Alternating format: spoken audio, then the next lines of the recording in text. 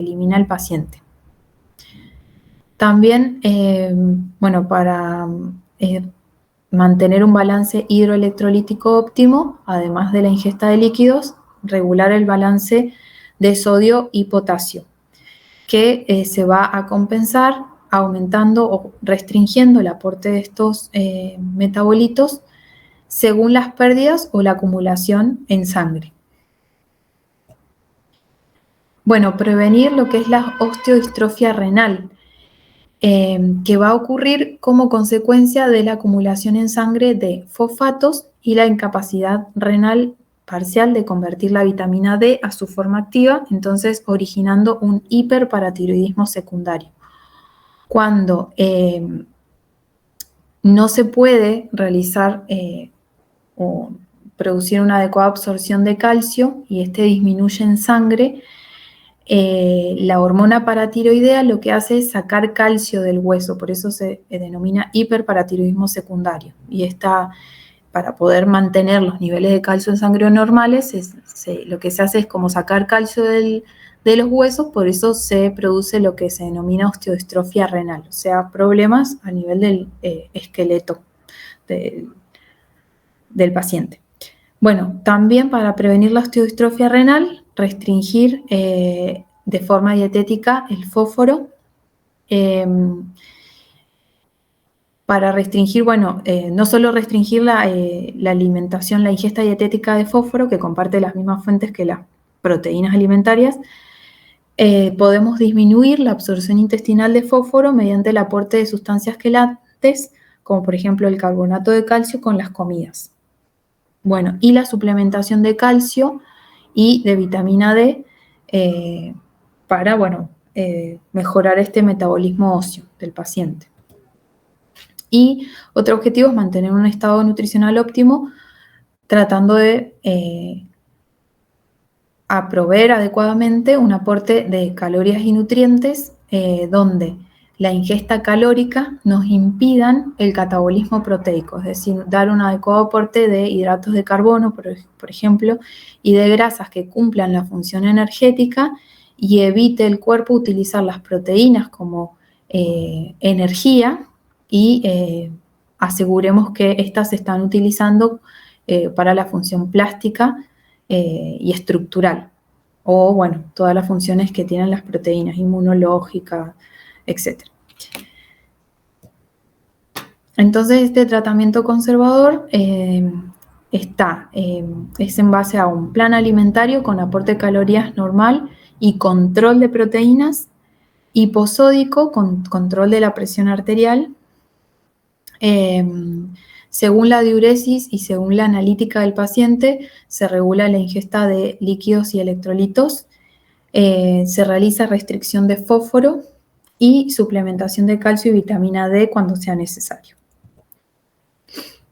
Bueno, el aporte de cada nutriente sería, con respecto a las calorías, es una alimentación hipercalórica. Recuerden que debemos evitar la desnutrición de este paciente porque la insuficiencia renal crónica generalmente progresa a fallo renal y en momento de diálisis o trasplante renal. Entonces, para evitar que el paciente llegue a una desnutrición en este estadio, entonces tenemos que tratar del tratamiento conservador, dar un adecuado aporte calórico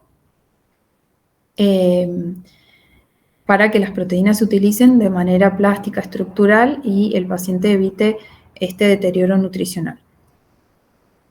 Entonces siempre ver, monitorear el correcto cumplimiento de la alimentación en estos pacientes para poder actuar de manera rápida frente a unas ingestas inadecuadas que pueden derivar en desnutrición. Siempre se le va a realizar de forma periódica una anamnesis alimentaria para ver cómo está su alimentación. Bueno, con respecto a las proteínas, se habla de control proteico y no de restricción proteica. Porque restricciones severas de proteínas producen desnutrición. Entonces, ¿por qué controlamos las proteínas? Porque el exceso aumenta la producción de urea, dañan la pared del glomérulo y aceleran la progresión de la insuficiencia renal. Y el déficit de proteína lo que produce es un deterioro del estado nutricional. Además que aumenta también el catabolismo muscular. Y esto genera un aumento también de la uremia. Por lo general, va a depender, el aporte es individualizado, pero por lo general se aconseja 0,8 gramos de proteínas por kilogramo de peso ideal en estos pacientes. Como están desnutridos, se le corrige el peso, entonces se realiza el peso de acuerdo al peso ideal. Y se va a ir descendiendo a medida que va progresando la insuficiencia renal. Bueno, es muy importante asegurar en estos pacientes la presencia de los aminoácidos esenciales que se dan a través de las proteínas de alto valor biológico, que serían los alimentos fuentes de origen animal. Bueno, con respecto al fósforo, en estos pacientes se ven niveles elevados de fósforo en sangre, entonces esto se asocia con la progresión de la insuficiencia renal y también se va a asociar con el desarrollo del hiperparatiroidismo secundario, que es originado por la hipocalcemia. Entonces, la reducción de la ingesta de proteínas es la medida más efectiva para reducir el fósforo en la dieta porque comparten las mismas fuentes alimentarias. Además, el fósforo lo podemos encontrar en productos lácteos, quesos, en la yema del huevo, carnes, también en frutas secas, legumbres, cereales integrales y chocolate.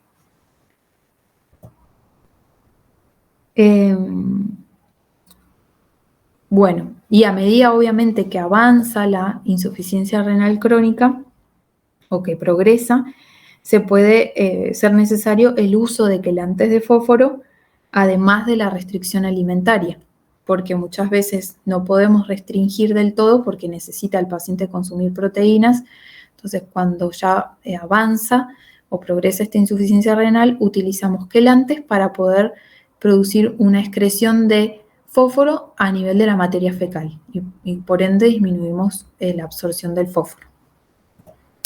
Con respecto al potasio, bueno, no se restringe hasta que se produzcan pérdidas significativas de la función renal, mientras se mantenga una diuresis de 1000 mililitros por día, se dice que no es necesaria la restricción de este mineral y como les dije, bueno, los alimentos fuentes de potasio son las frutas y verduras, entonces tenemos en cuenta aquellos que tienen alto contenido en potasio y también los procedimientos de preparación y cocción que nos permiten disminuir un poco el contenido de potasio de estos alimentos.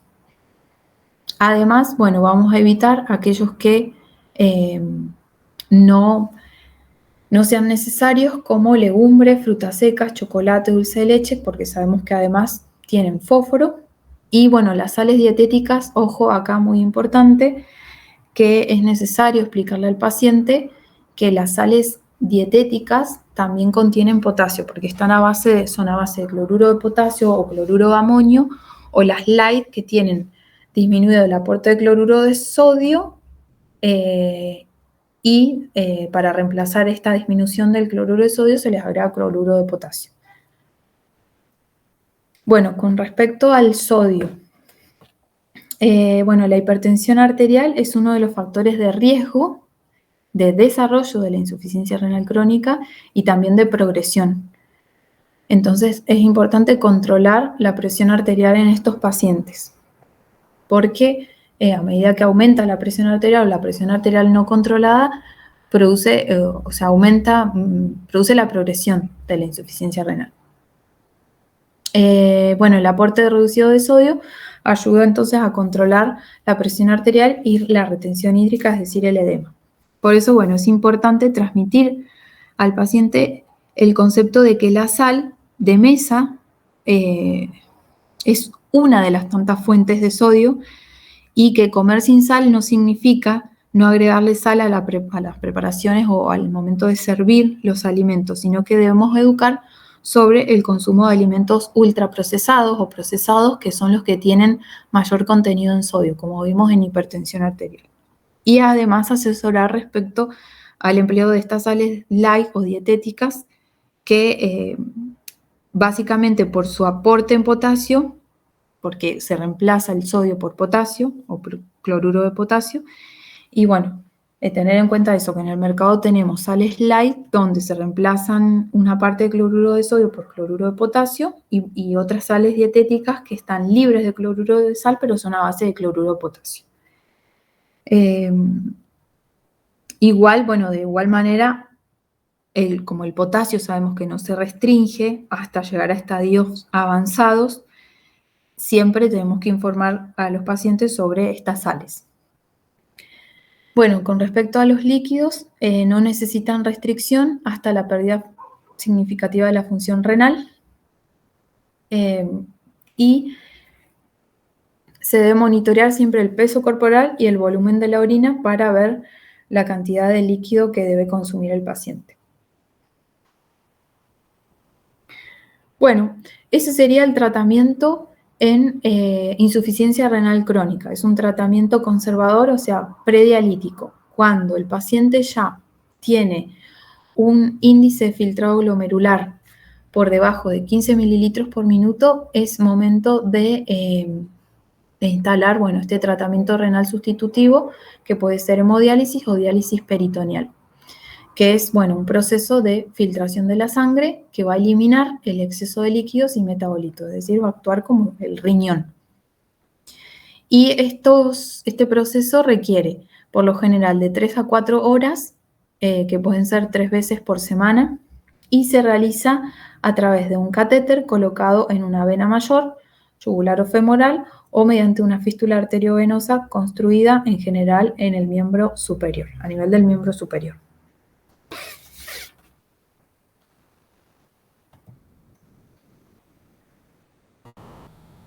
Bueno, ¿cuáles serían las consecuencias de la hemodiálisis? Porque este riñón artificial, por así decirlo, lo que hace es, además de filtrar la sangre, producir una pérdida de aminoácidos mayor, también de electrolitos y de vitaminas hidrosolubles. Además, también tener en cuenta que no elimina el fósforo adecuadamente, y en periodos interdialíticos se van a ir acumulando sustancias tóxicas, líquidos y electrolitos. Bueno, entonces es importante tener en cuenta que el estado nutricional de estos pacientes es determinante de la morbilidad o mortalidad, o sea, el pronóstico del paciente. Bueno, la desnutrición calórico-proteica es muy común en pacientes de hemodiálisis y, bueno, tenemos causas, las causas son de origen multifactorial y comprenden causas o factores no relacionados con la diálisis y aquellos relacionados con la diálisis. Entonces, no relacionados con la diálisis tienen que ver por la disminución en la ingesta de proteínas y calorías, donde, bueno, la principal causa de desnutrición está favorecida por la anorexia, que está inducida por esta uremia crónica, trastornos gastrointestinales como náuseas, vómitos, fatiga postdialítica, bueno, necesidades frecuentes de hospitalización por problemas interrecurrentes, trastornos hormonales como insulinoresistencia o hiperparatiroidismo, acidosis metabólica, que aumenta el catabolismo proteico, y patologías comórbidas como puede ser diabetes, enfermedades gastrointestinales, depresión, etc. Y los que están relacionados con la diálisis serían por dosis inadecuadas de diálisis, donde, bueno, la diálisis inadecuada puede determinar un estado urémico, entonces acentuar estas náuseas, vómitos, la anorexia. La bioincompatibilidad de las membranas de diálisis, bueno, que pueden generar una inflamación un estado inflamatorio, perdón, y que ocasiona degradación muscular con liberación de aminoácidos y pérdidas de nutrientes que, como les dije, puede generar la hemodiálisis, en este caso pérdidas de aminoácidos que se van perdiendo en cada sesión, y de vitaminas del complejo, las vitaminas hidrosolubles, que son las del complejo B, la vitamina C y ácido fólico. Los objetivos en el paciente con hemodiálisis son aportar proteínas para compensar las pérdidas de aminoácido y nitrógeno.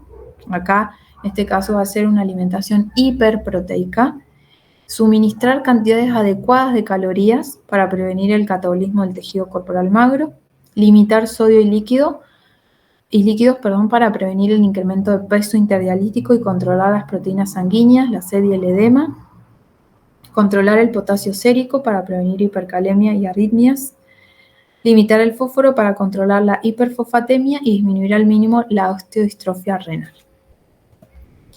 Entonces, ¿cómo serían el aporte de nutrientes en hemodiálisis? Con respecto a las calorías, va a ser adecuado a cada paciente para producir una utilización eficiente de las proteínas, es decir, para preservar la masa magra y la función plástica, estructural de las proteínas.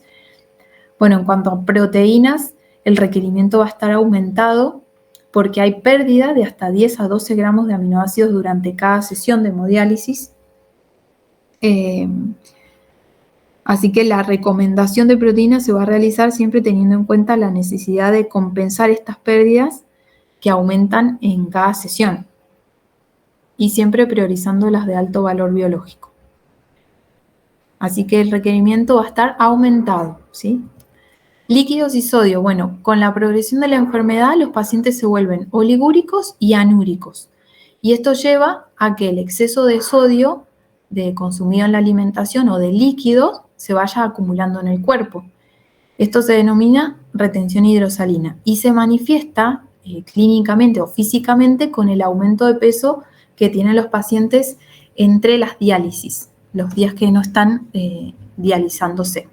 Entonces los vemos hinchados. La recomendación de este aumento de peso interdialítico sería de medio kilo a 2,5 kilos para una hemodiálisis realizada 3 veces por semana o de 200 a 50 gramos por día. 200 a 500, gramos por día de aumento de peso. Y bueno, tanto siempre al comenzar como al finalizar cada diálisis, los pacientes son pesados para poder cuantificar este líquido que se ha removido con el tratamiento y ver el peso del paciente, el peso seco.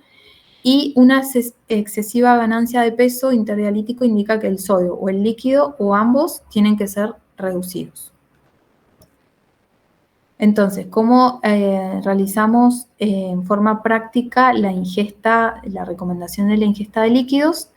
Se calcula el volumen de orina en 24 horas y se le agregan, se le suman 500 a 1000 mililitros de agua, de líquidos. Entonces, por ejemplo, un paciente que tiene una diuresis en 24 horas de 250 mililitros, le vamos a sumar 500 a 1000 mililitros por día y podemos obtener una ingesta total de 750 a 1250 mililitros por día de líquidos. Para el paciente anúrico, por ejemplo, que no tiene una diuresis directamente, se le calculan 500 a 1000 mililitros de líquido por día. Fíjense qué poquito. Acá yo les puse un ejemplo de lo que sería un vaso chico de agua, por ejemplo, tiene 150 mililitros de agua. El más chiquito, hablamos, ¿sí? El vaso chico. Entonces, si el paciente necesita beber 1000 mililitros o 500 mililitros al día, fíjense que tenemos que darle 3 vasos o 3 vasos y medio aproximadamente de agua en total. Y tener en cuenta que estos pacientes pueden presentar sed. Entonces, lo que vamos a hacer es controlar aquellos alimentos líquidos, o sea, vamos a evitar darle gelatinas, helados o que tomen caldos, sopas, licuados entre los días de diálisis, o sea, tratar de evitar este tipo de preparaciones porque se cuantifica el líquido. Y vamos a tener en cuenta las frutas y verduras, no las vamos a contabilizar como líquidos, pero sí la manera de la preparación.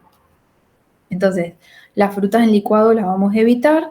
Vamos a evitar, por ejemplo, una compota de pera o de durazno o de manzana, y vamos a preferir una cocción al horno, o bueno, de los vegetales, cocción al horno, evitando hervirlas para no incorporarles más líquidos, siempre tratando de sacarle la mayor cantidad de líquido. Con respecto, bueno, al sodio, vamos a prohibir la utilización de sales dietéticas o modificadas.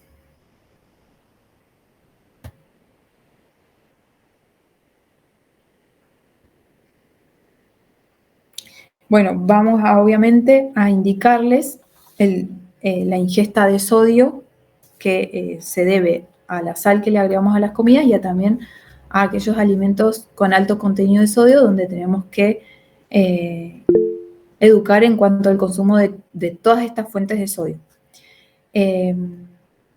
Entonces restringimos el aporte de sodio de alimentos salados. La cantidad que necesite cada paciente va a depender de la presión arterial, del peso interdialítico que trae el paciente y el nivel de la función renal residual. Con respecto al potasio, siempre que la diuresis cae por debajo de 1000 mililitros por día, el potasio comienza a acumularse en el cuerpo y puede ocurrir una hiperpotasemia, que puede conducir a una arritmia fatal. Entonces, bueno, en los pacientes que tienen baja o nula diuresis residual, para mantener el potasio dentro de un rango seguro, hay que restringir su consumo en la dieta. Por eso el paciente con este tratamiento, el aporte de potasio debe ser disminuido.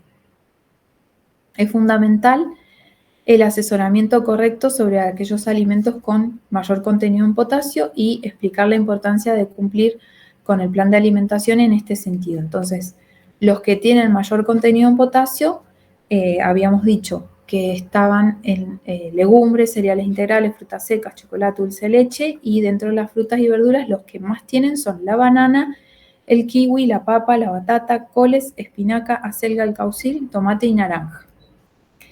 Bueno, importante indicarle las fuentes que serían frutas y verduras y las técnicas de procesamiento, preparación, cocción que permiten reducir el contenido de potasio original aproximadamente un 30 o un 40% menos. O sea que conviene al paciente pelar, picar, dejar en remojo varias horas, cocinar en abundante agua, descartar el agua de cocción, secar quizás la verdura al horno, también para reducirle el contenido de líquido, y, bueno, por ende de potasio. Con respecto al fósforo, bueno, para evitar la hiperfosfatemia es importante la restricción en la ingesta dietética y también disminuir la absorción a nivel intestinal. Porque en este caso, en hemodiálisis, el paciente va a tener un aporte elevado de proteínas. Recuerden que se pierden proteínas por diálisis. Pero en la hemodiálisis no es eficaz para remover el fósforo plasmático. Por esta razón, para evitar la acumulación por encima de los niveles aceptables, lo que vamos a hacer es disminuir su absorción a nivel intestinal con el uso de quelantes de fósforo, que ligan el fósforo intestinal y se excretan por materia fecal. El más conocido utilizado es el carbonato de calcio, que se utiliza unos minutos antes de la comida o durante la comida.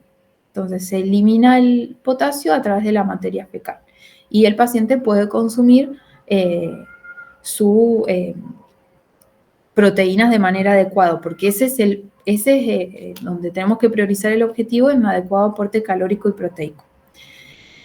Y bueno, vamos a restringir aquellos que no son necesarios, aquellos alimentos que no son necesarios, que son fuentes de fósforo, proteína, pero también de sodio, como quesos, fiambres, vísceras, dulce de leche, cereales integrales, bueno, legumbres, frutas secas, chocolate. Con respecto al calcio y también a la vitamina D, estos pacientes en estadios, durante la hemodiálisis requieren la suplementación porque la alimentación no cubre con estos requerimientos de calcio, de consumo de calcio por día, porque hay una restricción en cuanto al fósforo y comparten las mismas fuentes alimentarias. Además que también, bueno, hay selección de ciertos alimentos.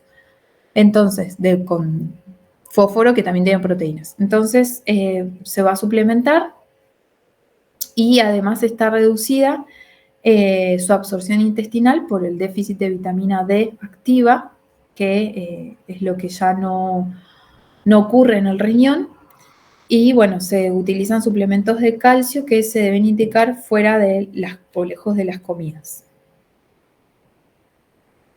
Y el otro tipo de diálisis es la diálisis peritoneal, que esta permite mayor, o sea, se libera un poquito más la ingesta en la alimentación del paciente, porque se usa la membrana peritoneal como filtro semipermeable. Entonces, se realiza mediante la instalación de solución de diálisis a través de un catéter dentro de la cavidad peritoneal, permite la depuración de solutos acumulados en sangre, como bueno, urea, creatinina, potasio, fosfato, o sea que en este caso el fósforo sí, y agua hacia la solución infundida, que luego se elimina, que es el dializado.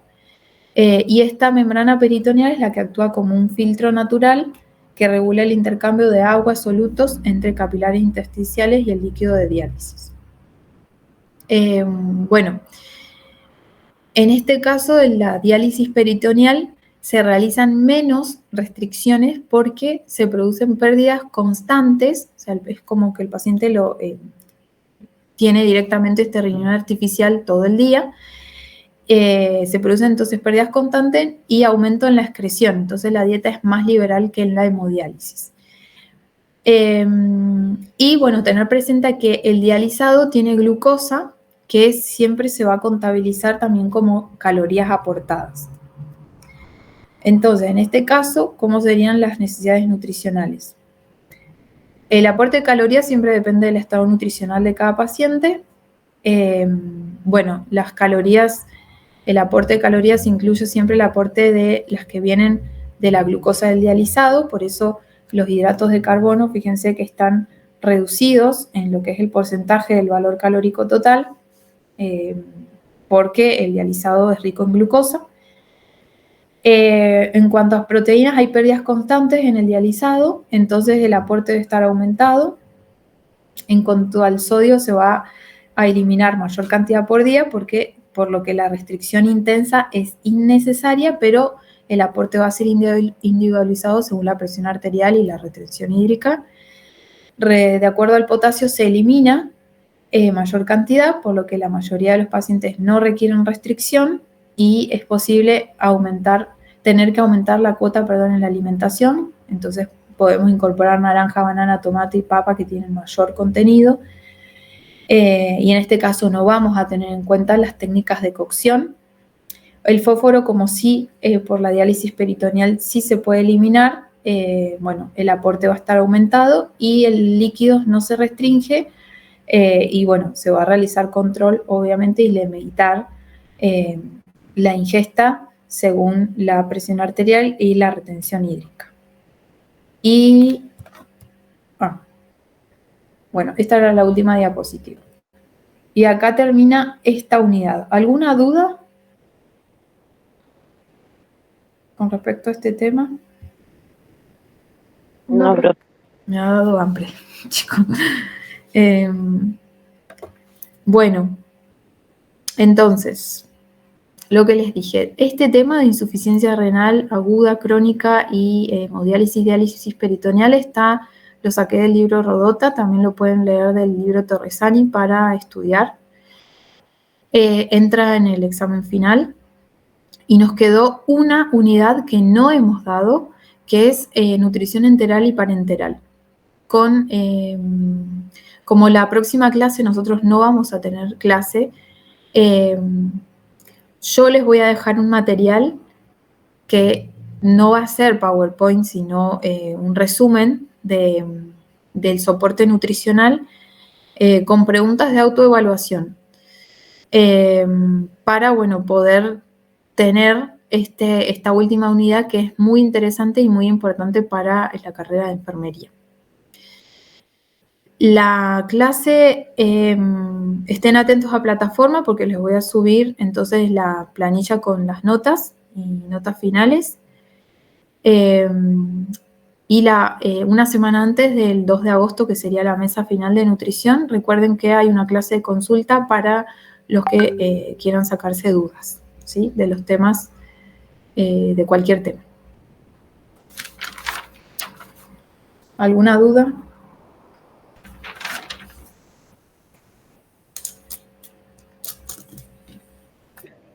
Bueno, están liberados. Si Dios quiere, nos veremos en la mesa de final. Y si no estoy presente porque no puedo estar, bueno, nos vamos a ver en la mesa de consulta los que quieran hacer consulta. Y si no estoy presente, sepan que la profe de nutrición del turno mañana. Hemos trabajado conjuntamente, así que hemos visto los mismos temas. El examen es realizado por ambas dos, así que el examen va a tener preguntas como las que hemos visto en el parcial. O sea, todo lo que se ha dado en clase. ¿Están liberados? No sé qué. Sí. ¿Cuándo nos va a avisar para las personas que rinden con un trabajo al final? Bueno, eso va a ser por eso. Cuando cierre ahora las notas, quien tenga el promedio, yo voy a enviar la lista con los promedios y les voy a escribir por privado a los que